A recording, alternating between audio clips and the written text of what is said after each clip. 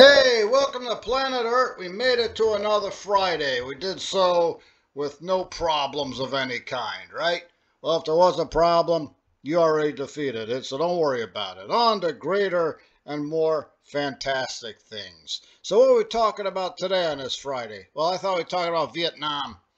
It's a small string bean looking little country there in Southeast Asia, but don't let that fool you, man. I like to call it Asia's Chihuahua. It's one of those small animals with razor sharp teeth. They have been fighting with China for close to 1,500 years, and they're still there. Okay, that should tell you something about Vietnam. It is a tough little country. They will fight you with everything they have, and they have a tendency to win most of the time. And if they don't win the first time, they'll just back up and wait for you to do it again. So we're going to talk about how Vietnam became an independent country. And the road to independence, unfortunately, lay through subjugation. France conquered Indochina. 1958, they started doing it piecemeal, and they conquered everything by 1885, right? Vietnam, Laos, Cambodia, whole thing was called French Indochina. Yep, and here's Buddy. He's here to talk about it, too. You know something about Vietnam you want to share to everybody, Buddy? No? Okay, he's just going to hang out with us. So, French Indochina, French colony, and the French weren't exactly, shall we say, user-friendly, right? Very brutal colonization effort of rubber, tin, rice, plantations, treated everybody very badly. And what do you think is going to happen? You treat people like this, they're going to revolt on you one day. And I'm kind of surprised France did this, because you thought they had to learn something from, their own revolution and Haiti, and I don't know, history repeats itself. Now, in 1940, France loses to Germany in the Second World War. And that means Germany's ally, Japan, decides they're coming through Indochina. And everybody in Vietnam is happy about it at first because, one, France is not invincible. Two, the French are being forced to their knees in front of everybody. And three, the Japanese are fellow Asians coming to liberate us, right? Wrong. The Japanese are even worse than the French. Yeah, it's hard to believe, but, it doesn't come as a surprise after the rape of Nanking in 1937 and, what they're going to do in the Philippines in a couple of years. So they start shooting at the Japanese. They form their own guerrilla group called the Viet Minh, and they're shooting at the Japanese and their French toadies. Eventually, the Japanese are going to leave. They have to. They lose the war. You lose the United States, and then the French come back. A guy named Ho Chi Minh, we're going to meet him in a little bit, declares Vietnam to be an independent country on September the 2nd, 1945, the day the Second World War ends, and France isn't going for it. He tries to negotiate with the French.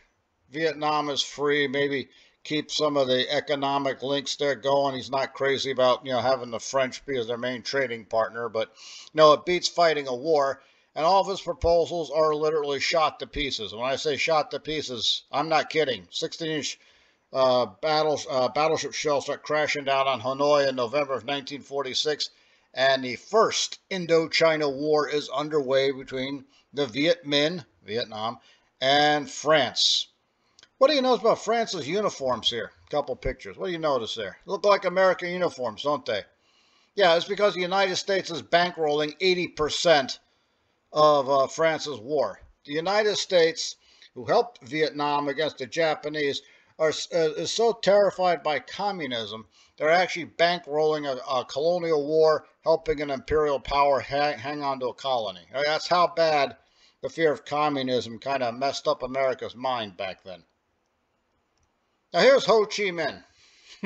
Now, in case you haven't noticed, man, look at these pictures. The Liberate Your Nation business, that job will kill you, man. There he is as a young man, actually visited France and the United States and the Soviet Union, decided to turn to communism. Down there in the bottom there is during the Vietnam War, and there he is when he died in 1968, which only a few years after that second picture. Like I said, this job will kill you, man, so you got to be careful about it. Well, he didn't live to see Vietnam free, but, Vietnam thinks long term, so he knew that was going to happen. He's the main guy. He's the main architect of Vietnam's independence movement. Here's the other guy, right? One of the greatest generals you never heard of, Vo Nguyen Giap. I probably mispronounced his name. There he is as a general during the war, and there he was at age 102. He finally died in 2013. Nice long life there. 102 years old, I think. So, yeah, one of the greatest generals you never heard about, basically self-taught. When they went to war against France in the first Indochina War, Ho Chi Minh asked me, can we defeat the French? He says we can defeat the French. Going to do the traditional Vietnamese thing, guerrilla warfare, wear them down, and then we're going to pin them down in one big battle and crush them. And that's what happened. They crushed them at Dien Bien Phu in 1954, and boom, they've got the win. They think they have a free country. Well, 1954, France decides it's over. They have a Geneva conference, and they've divided Vietnam in two. North Vietnam, where the communists are running the show. South Vietnam, rather amorphous description of anti-communist. Right, so the French are there until 1956. They're supposed to have an election, and the election never happens. This might be the one time communists would have actually legitimately won an election, I think. But, it's not going to happen here. The United States bankrolled France. They're trying to prop up South Vietnam. It's not working too well. The Viet Minh have now rebranded themselves as the Viet Cong. They've got the guerrilla wars across South Vietnam. They've got the support of the people. So it does look like South Vietnam is going to hold together too long unless the United States decides to step in. And they step in directly in a big way. The Vietnam War, or as historians like to call it, the Second Indochina War. Not exactly have an exact start date. I go in 1965 when I hit the beach at Da Nang. Goes all the way to 1973. Ho Chi Minh asked Guyap, can we defeat the Americans? He says, no, we can't. But we can win this thing by just keep fighting. Wear them down. Keep it going forever, because everybody knows Americans have no attention span. It's not just a recent thing. It's been that way forever. And you see the helicopters, you see the jungle here, you see the mud. It's one of these wars where someone takes a shot at you, and they run off into the jungle, no idea where they are. You get scared, you shoot back, you blow an entire village away. You're just going to turn the people against them. But the Huey helicopter there in the black and white photo, a ubiquitous symbol of the Vietnam War. That's how you get around over there. You have to fly over everything. And down here in the second picture, the soldiers marching. Yeah, when you do get on the ground and walk through that. And that's one of the better examples, man. Mekong Delta, they're up to the neck in mud and water and everything. And I just like this picture here, the Cobra attack chopper. This thing is for that era, and they still have these around, believe it or not. Call them a Venom now. It's very good for bouncing over trees and taking shots at people, but problem is you're in a jungle and you can't really see what you're shooting at, and a lot of times I'm hitting the wrong thing. So, as you can tell, it's not that easy. And then we bombed the living daylights out of North Vietnam. The B-52 raids, man, one of the most destructive bombers the world's ever seen. We obliterated everything you could find in North Vietnam. You think we bombed Germany bad in the Second World War? We bombed North Vietnam 3 times as bad as we bombed Germany. They're trying to hit industry, but, there's no industry. It's Vietnam. So they're just blowing up the jungle really more than anything else. But the B-52 is a terrifying weapon because you just can't see it. It's 30,000 feet up, and then everything just is blowing up around you. But even that, Vietnam shrugs it off. They keep fighting. This is a cool picture. What do you notice about this? Yeah, where's North Vietnam getting these missiles from? From the Soviet Union and China. Remember we talked about a successful counterinsurgency a few shows back? You need the will of the people. They got it. You need a sanctuary in North Vietnam because the United States was never going to invade North Vietnam, and help from the outside. They're trying to bomb North Vietnam's industry. There really isn't an industry to bomb because all the weapons they're getting are coming in through the Soviet Union and China. You've got boats with Soviet and Chinese flags with quote-unquote powdered milk that looks suspicious like AK-47s and missiles. Might even be some Soviet and Chinese crews down there firing the missiles. But at the end of the day, all the fighting, all the bombing, all the damage, 58K Americans killed, only God knows how many Vietnamese, clearly over 1 million. And this is how it's going to end, right? We leave in 1973 finally. They try to keep South Vietnam going, and it just isn't going to happen because it's not natural. And the whole thing is going to collapse, and it ends with an inglorious flight off the top of a building. That's not even the embassy. Oh, isn't that depressing? Well, the point is, try to learn from history, and you know how people are. They don't learn anything. It happened again in Afghanistan. Moving on, moving on. I switched up the order today because I just felt like it. Talk about Terry Bradshaw and Ben Roethlisberger because, well, to be honest with you, a few minutes ago I was having a debate with my cousin about who was the best Steeler quarterback of all time, Terry Bradshaw or Ben Roethlisberger. And it's not easy to say. It's not easy to pick one side or the other, but people still do it. I certainly did. Now, Terry Bradshaw, 4 Super Bowls. Is he the greatest ever? It's kind of hard to argue against that. But as great as he was, remember, he didn't start up on the top. He had to start at the bottom of the mountain. And for Terry Bradshaw, it was pretty bad. He got sacked for a safety in his first 3 games. His stats for the first year, 6 touchdowns, 24 interceptions, got benched a few times. Now, he finally figured it out, but it was not an easy trip for him. Greatest of all time, GOAT. That's something you hear all the time. I just thought you should figure out what that finally meant. See, G, greatest, O of all, A, T, time, GOAT. So is Terry Bradshaw the GOAT? Some people say Tom Brady. Those people are not welcome here. But as I said, Terry Bradshaw wasn't great all the time, man. He had a lot of valleys down there in the beginning of his career. And the worst game I think he ever had to do some research here, was in 1971. His first year was in 70. 71, he was late to the game. Yeah, late to the game. What'd you do? Wake up late? And then he was late to a team meeting. He played terrible in this game. Then he was late to a team meeting after the game. This guy got fined by his head coach twice in the same week with a horrible game between. And he said he was so upset he actually thought about quitting football. But he held it together because you know what they say, right? The hotter the fire, the harder to steal. Pun intended. Welcome to Pittsburgh. There he is. He's on the phone. Probably talking to his mother. Get me out of here. Right? Doesn't work that way, man. Keep it going. Keep it going. I got the wrong year up there. It's supposed to be 1971. But we know he's going to get it together. In fact, he had more problems even before he reached the exalted status of 4-time Super Bowl winner.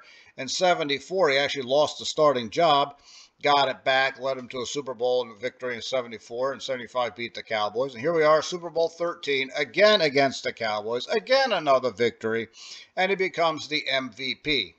See? Had to do it the hard way, but he got there. That's what makes you great. Not just the skill, but overcoming the challenges. Following year, Super Bowl 14 against the Rams. Wins his 4th Super Bowl. MVP again, though I'll be honest with you, I think he should have gone to John Stallworth. But, hey, Bradshaw had a really good game. Any way you look at it, 4 Super Bowl victories. Okay, so he had to start at the bottom, got to the top, and then the damage starts to build up. He started having problems with his elbow in the, actually, 1981 season, where he broke his hand against the Raiders, hitting on a helmet, and they did something to his elbow in the same game. Hand healed, elbow always had problems, because you're always throwing that ball, right? Pretend you're throwing a football, see? Feel that in your elbow?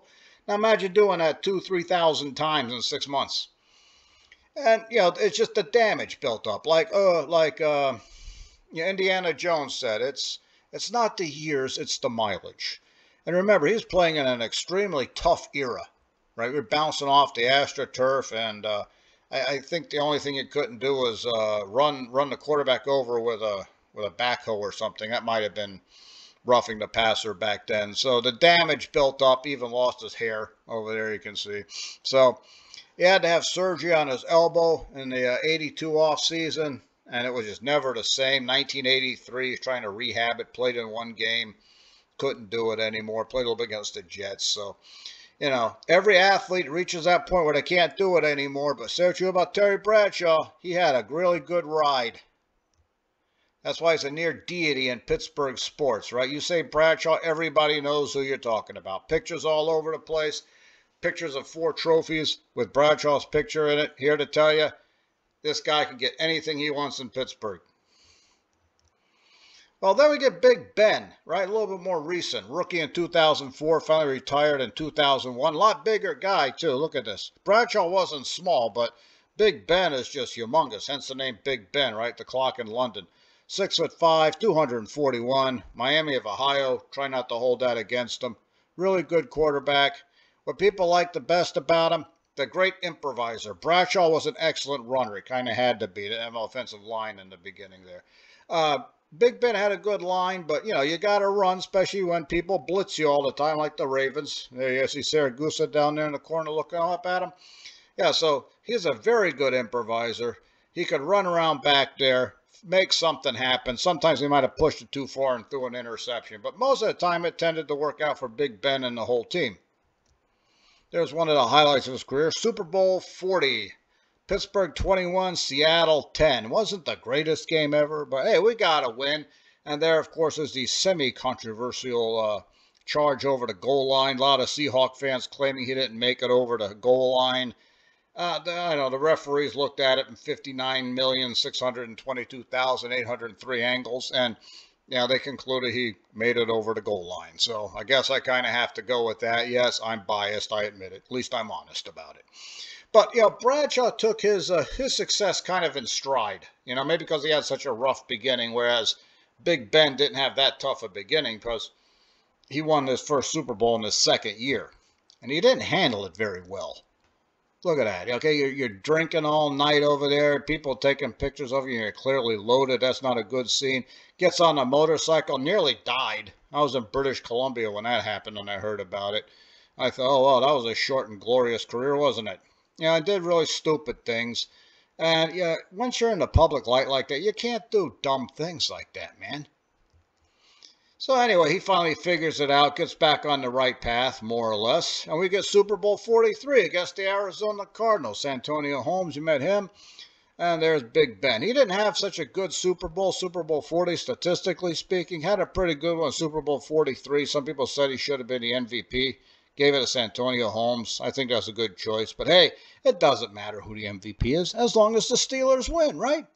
He had a few incidents after that, but he pretty much got it together, got married, settled down, had some kids, Tried to become somewhat calm afterwards.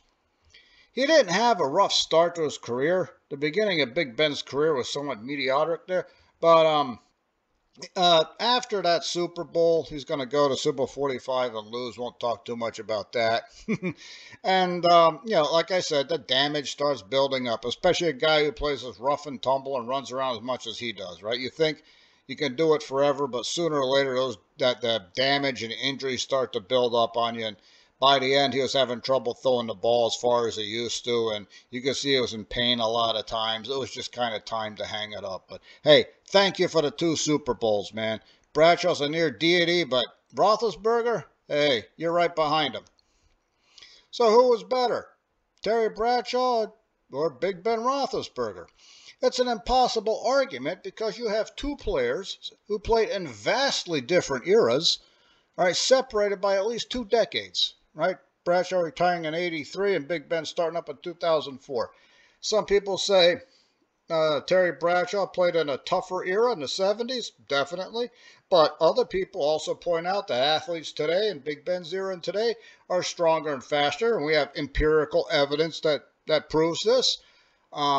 People say Big Ben's got better numbers, more touchdowns, less interceptions, more yards. That's true, but remember, Terry Bradshaw's got the 4 Super Bowl trophies. Big Ben's got 2. And, he actually lost 1. So 2-1 versus 4-0. It looks like Bradshaw. Even Tom Brady lost 3. So Bradshaw never lost 1. But, in the end, it's just an impossible argument. And if you're really bored or trying to get on somebody's nerves, that's the argument to pick. But, like I said, 2 different players, 2 different eras. What are you going to do? Now, speaking of different eras, let's talk about the K-T extinction. We talked about that last week, right? The asteroid hits, the dinosaurs are extinct. People have this impression like the asteroid hit and that was it. The next day, the Cenozoic era began. No, it wasn't like that. It took the consensus between 10,000 and 100,000, pretty big range there, for the dinosaurs to die off, and others maintain that perhaps there are pockets of dinosaurs that survive for another 1,000,000 years or so, which is certainly true. Haven't seen the evidence yet. But after the K-T extinction and the Cenozoic era begins, it's called the Age of Mammals. The only problem is it appears that Australia and South America didn't get the memo. There we are, Megalania, king of Australia. Look at this thing. It looks like Komodo dragon times about 5. Right, so this huge reptile is basically running Australia, chasing the giant birds around. There he is in a fight with Quincana, the only animal on the entire continent that could fight him on something close to even ground. Looks like something out of Mesozoic era, doesn't it? Like I said, Age of Mammals? Yeah, I don't think they got the memo in Australia. They had their mammals running around, eventually turn into kangaroos, and they're pretty big and everything, but this guy is on top of the pile. And the only guy who can fight him there is Quincana. And look at this. Looks like an alligator that can run. Actually, it's a crocodile. You look at the snout. Again, it's supposed to be the Age of Mammals, but look at this thing. That's definitely not a mammal, man. What do you think, huh? See, Buddy doesn't think it's a mammal either. He said that's a reptile. So clearly a large reptile with lots of teeth, very hungry, party like it's the Mesozoic, man. Now down in South America, we've got terror birds. There are all kinds of terror birds, all kinds of names. Some are really big. As you can see, the birds are eating the horses. It tells you something's gone totally wrong in South America. The age of reptiles never really seemed to have ended in South America. And it wasn't just a couple million years. These terror birds are around for close to 35 million years. They dominate South America that long. It's like it's a mini T-Rex, basically. Look at this thing. It's a little bit bigger than a human. Weighs about 800 pounds. Mini T-Rex.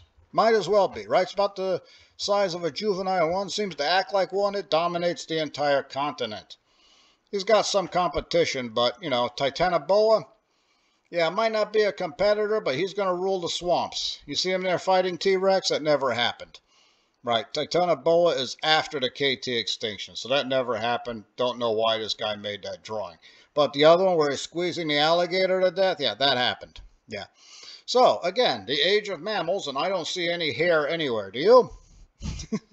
Eventually, though, it's going to happen. The mammals will take over, but it's going to be a long, slow process. Hey, here's another guy in North America, Champsosaurus. You like this cowboy they're comparing him to? I'm not sure why they gave the name Champsosaurus, but I think I have a theory. Do you know this thing was around before the K-T Extinction and was there after the K-T Extinction for several million years, lived in North America? Yeah, since everything was kind of small, he was a dominant predator there for a while till other things moved in. Champsosaurus, survivor champion. How do alligators and crocodiles survive anyway? Well, the thing is that they can't operate in cold weather, and they don't have to eat a lot. Yeah, an alligator and crocodile, they gorge themselves on something, and they can just not eat for a solid week. Yeah, so I think that's how they got past the whole K-T Extinction. They ate what they could and just kind of went to sleep and slept their way through it. Kind of the same way Michelle sleeps through the Steeler games I'm watching. Here's another guy I kind of like, Cubrasuchus. Looks kind of like an alligator, right? Yeah, that's the ancestor. This one started off in Central America and spread its way to both North and South in, various forms. So here's the ancestors of today's alligators here in the New World. Just thought you should meet this guy just in case you run into one of these dudes. Hey, I met your dad one time. Eventually, the mammals come to North America. The terror birds work their way up to North America. Eventually, North and South America are joined by the Isthmus, Central America. And guess who's coming over from the other side, from Asia? The mammals. And the guy on the right is the real bad one as far as the terror bird is concerned. That's called a hyenodont. Yeah, sound like hyena? That's their ancestor. And then it's going to get worse for the terror birds. Because as bad as the hyenodonts were, here comes the saber-toothed tiger. And there's no way a terror bird, 99 times out of 100, is going to lose to either one of these guys. They work their way down into South America and, quote-unquote, outcompete the terror birds into extinction. So the mammals eventually take over. Well, here's a question everyone has. Hey, Mr. H, if the reptiles and giant birds have taken over South America and Australia, how come we didn't have an Age of Reptiles 2.0? How come the dinosaurs didn't re-evolve and, get back on top again? Or maybe we have an Age of Reptiles 2.0 with different kinds of reptiles running around? Well, it's like I always tell my class, the answer is in the map. Look at the map. There it is. Now, on the left, we have Pangea, Triassic and Jurassic over there. As you can see, the world is one big continent, more or less. So the dinosaurs evolved there, and they're able to spread all over the world because you can actually walk from one end of the world to the other. It's a long walk, but it can be done. And that's it. They spread all over the world because one continent. And when it finally split up into different continents, those dinosaurs live on those continents, and they just evolve into the various and sundry forms we're all familiar with. Now, in the Cenozoic, right after K-T Extinction, see that we have different continents here. And they look kind of familiar. They're almost close to what we have today, right? South America is isolated. So the giant birds were able to dominate that. Australia, the large reptiles were able to dominate that. They were already there. The mammals, actually, I mean, there's a few little mammals all over the place, but the ones that become the big mammals actually start off in Asia. The ancestors to the saber-toothed tigers, the hyenodonts, and all that kind of stuff. They start off in Asia, and they're blocked off from North America because the land bridge was frozen. But when that ice melted, and they're able to come over to North America, yeah, goodbye to the terror birds. And then when they linked up in North and South America, when the isthmus was finally there, yeah, terror birds of history. Australia, a little bit different because it's always been isolated. Magellania was there up till about 50,000 years ago. Yeah, then Homo sapiens showed up. You know what that means, right? This would be such a great planet if it wasn't for all the humans. How many times you hear me say that?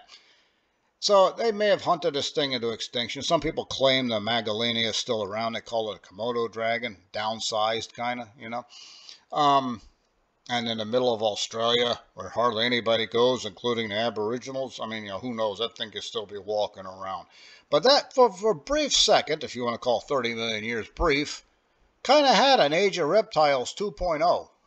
So just kind of an interesting way to look around at this kind of stuff. The Age of Mammals is definitely underway now. Only question is one particular set of mammals, Homo sapien in particular, doesn't, you know, destroy itself and drag the rest of the planet in with it. Well, we'll see what happens. I'll let you know. I'll send you a postcard. You guys have a great day. Have fun. Keep it safe. Don't forget to like and subscribe. And you want to say something? Hey, head on down to the comments. Happy to talk to you. Have a great day. Das Vidania.